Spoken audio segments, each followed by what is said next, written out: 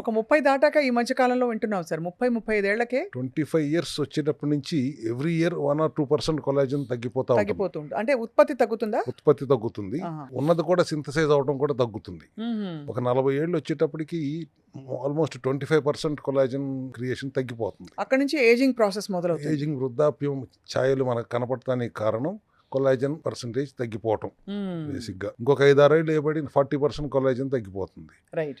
అక్కడ నుంచి మనకి ముడతలు రావటం, బోన్స్ వీక్ అవ్వటం, రకరకాల హార్ట్ వెజల్స్ స్టిఫెన్ అవ్వటం, ఇవన్నీ చూస్తుంటాం. మ్మ్.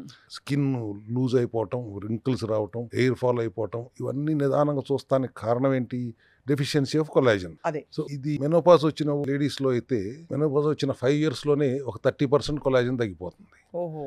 దానివల్ల బోన్ డెన్సిటీ తగ్గుతుంది, హెయిర్ ఫాల్ అవుతుంది, స్కిన్ బాగా లూజ్ అయిపోతుంది, ఒబేస్ అయిపోతారు. మ్మ్. ఒక 60-70 years లోపు వచ్చే 3/4 కొలాజన్ లాస్ అయిపోతుంది. That's how we see the aging. అంటే ఒక వ్యక్తి ముడతలు వచ్చి కంప్లీట్ గా వాళ్ళ బాహ్య రూపం కూడా మారడానికి మరియు లోపల నొప్పులు ఈ జాయింట్స్ లో ఇవన్నీ మొదలవడానికి కొలాజన్ లాస్ పెద్ద కారణం అన్నమాట. అదే మెయిన్ కారణం అంటా నేను. Hmm. కొలాజన్ లాస్ అనేది మెయిన్ కారణం. కొలాజన్ న్యాచురల్ గా మనం బయట నుంచి ఎలా ఇవ్వగలం అనే రీసెర్చ్ తో నుంచే వాళ్ళు చాలా మంది చేస్తున్నారు. కానీ how to give it more bio availability, 95% to 99% bio available గా ఇవ్వటం ఎలా అన్నప్పుడు ఒక ఘన విజయం మన సెల్ హెల్త్ క్లినిక్ లో సాధించాం. దట్ అది మనం కమర్షియల్ గా మాట్లాడటం కంటే first let us give awareness.